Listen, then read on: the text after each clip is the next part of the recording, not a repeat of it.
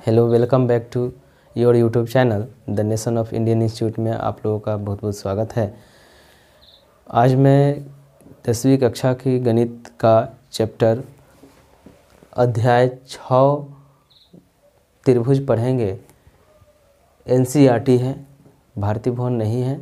NCERT का chapter पढ़ेंगे, class 10th का है और इसमें हम थ्योरम को पढ़ेंगे। त्रिभुज से रिलेटेड जितने थ्योरम पूछा जाता है, पाइथागोरस प्रमेय का विलोम पूछा जाता है, थेल्स प्रमेय पूछा जाता है और थेल्स प्रमेय का विलोम पूछा जाता है। तो हम इस चैप्टर में इसी से रिलेटेड बहुत सारी चीज़ों को पढ़ेंगे और यह इसलिए ध्यान से पढ़ेंगे और हम चैप्टर बाई चैप्टर को कंप्लीट करते चलेंगे। ठीक है, चलिए शुरू करते हैं। हम लोगों ने 9th क्लास में पढ़ा था त्रिभुज के बारे में और यहाँ उससे कुछ रिलेटेड हम क्या करेंगे, उससे रिलेटेड हम उसके कुछ रिवीजन करेंगे पिछली कक्षाओं में जो अध्ययन किया है। जैसे हम जानते हैं सर्वांगसम क्या होती है।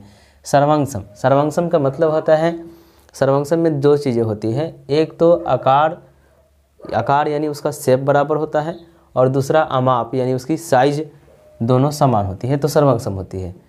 ठीक है, यानी कहने का मतलब हम एक वृत्त ले लें, इस तरह से एक वृत्त ले लें, इसका नाम 1 दे दें, इस वृत्त का नाम हम 2 दे दें और इस वृत्त का नाम हम 3 दे दें।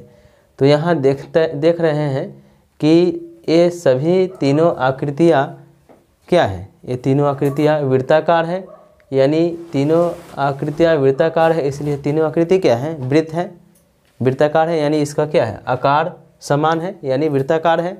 लेकिन देख रहे हैं कि इसका अमाप यानी इसका साइज देख रहे हैं, यदि इस दोनों में डिफरेंस देखें 1 और 2 में, तो आकार तो ठीक समान है, वृत्ताकार है, लेकिन इसकी जो अमाप है यानी इसकी जो साइज है बराबर नहीं, इसकी साइज छोटी है, इसकी साइज बड़ी है, इसलिए क्या होती है, यह सर्वांगसम नहीं होगी। सर्वांगसम होने के लिए क्या होना चाहिए, दोनों का आकार सेम होना चाहिए, जो कि आकार तो है, वृत्ताकार है, और दोनों का साइज यानी अमाप भी समान होना चाहिए।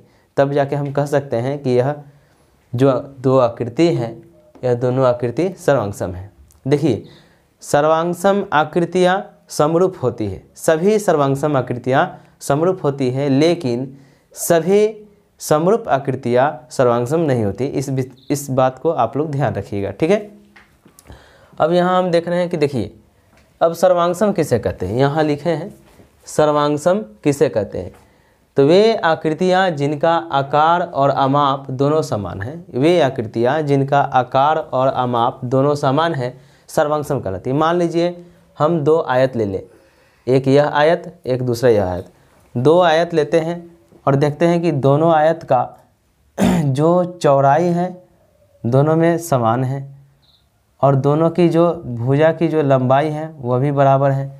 यानी हम कह सकते हैं कि दोनों जो आकृतियां हैं, दी गई आकृतियां हैं, ये दोनों आकृतियां क्या है, आयताकार है। यानी इसका क्या है, आयताकार है, यानी आकार समान है। अब इसकी अमाप यानी इसकी साइज़ के बारे में देखते हैं, तो इसकी साइज़ सेम है। 1 सेंटीमीटर भुजा की चौड़ाई पहली आकृति की है, तो दूसरी आकृति की भी 1 सेंटीमीटर भुजा की चौड़ाई है। इसकी लंबाई भुजा की 2 सेंटीमीटर है, तो दूसरी आकृति की भुजा की लंबाई भी 2 सेंटीमीटर की है। ठीक है, अब समरूप किसे कहते हैं, समरूप का डिफिनेशन है, इस चीज़ को जानना जरूरी है। समरूप किसे कहते हैं, तो ऐसी आकृतियाँ जिनका आकार समान हो, ऐसी आकृतियाँ जिनका आकार समान हो, समरूप आकृतियाँ कहलाती है। क्या कहलाती है, समरूप आकृति कहलाती है। समझ रहे हैं ना। अब देखिए, नोट यानी ध्यान रखने योग्य बातें हैं, उसको आप लोग ध्यान रखिएगा।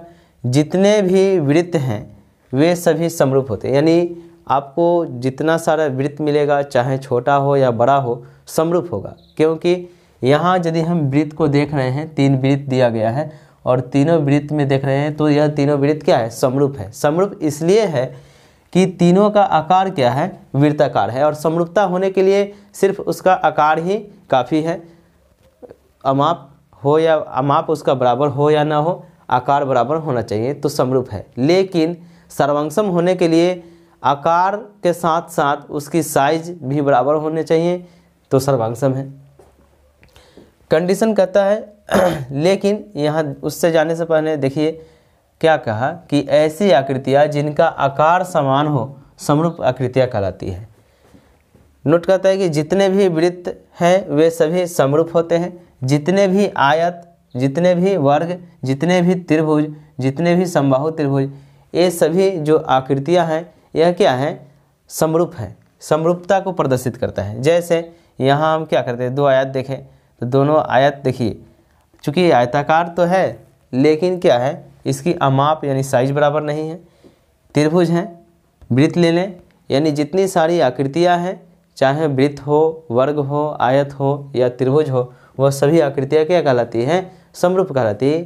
ठीक है, कंडीशन में है समरूप। समरूप होने के लिए क्या कंडीशन है, तो कंडीशन है कि समरूप होने के लिए सिर्फ आकार होना चाहिए, आकार जो है ना समान होना चाहिए। समरूपता होने के लिए सिर्फ उसका आकार समान होना चाहिए। मान लेते हैं कि एक हम आयत बना लेते हैं इस तरह से, और एक आयत और छोटा बना लेते हैं, तो एक बड़ा आयत बना लेते हैं, एक छोटा आयत बना लेते हैं। अब इसमें पूछा जाए कि यह दोनों जो दी गई आकृतियां हैं क्या यह समरूप हैं, तो हाँ अवश्य समरूप है। समरूप इसलिए है क्योंकि दोनों का जो आकार है क्या है, आयताकार है। क्या है, आयताकार है। दोनों का आकार क्या है, आयताकार है।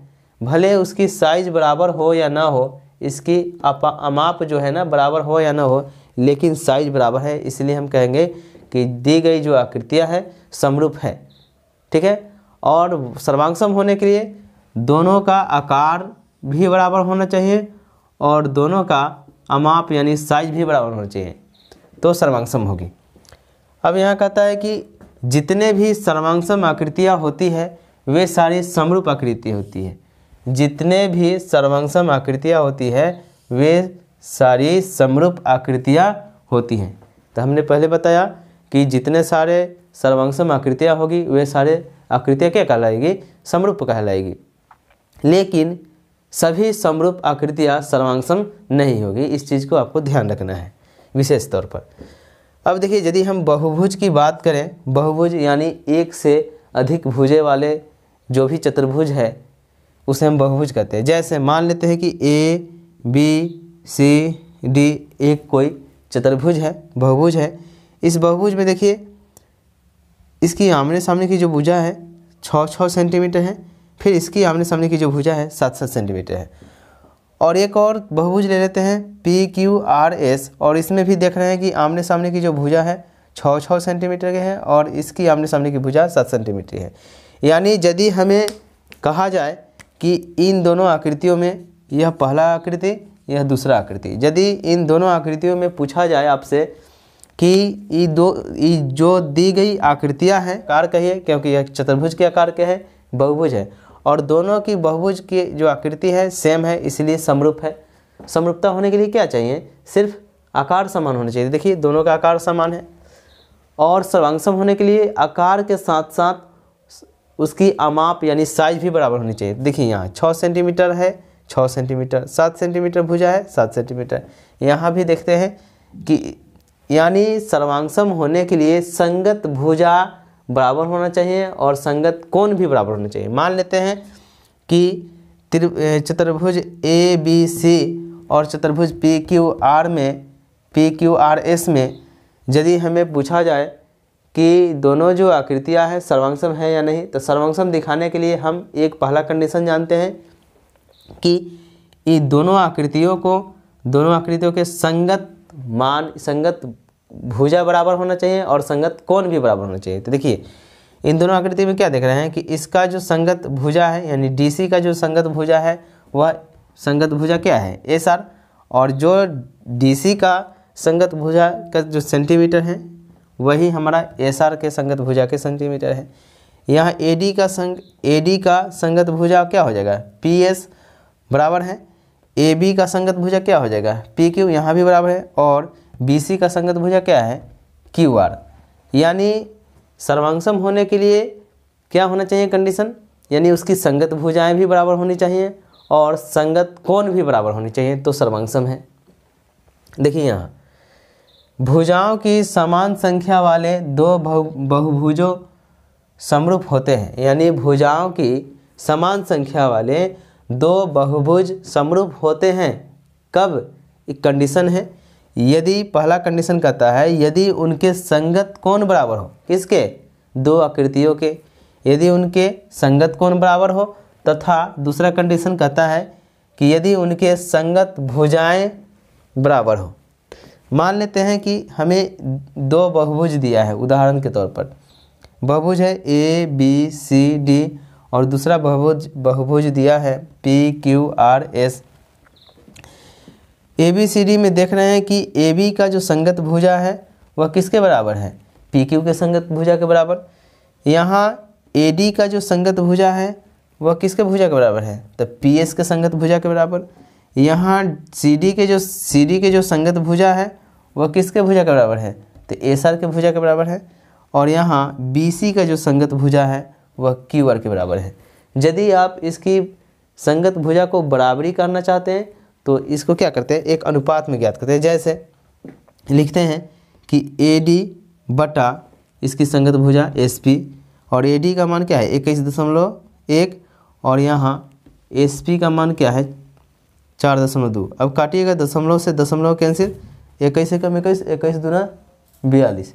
इसी तरह से हम देखते हैं कि AB का जो संगत भुजा है तो AB बटा इसकी संगत भुजा PQ, और AB बराबर कितना है? 1.5 और PQ बराबर कितना है? 3.0।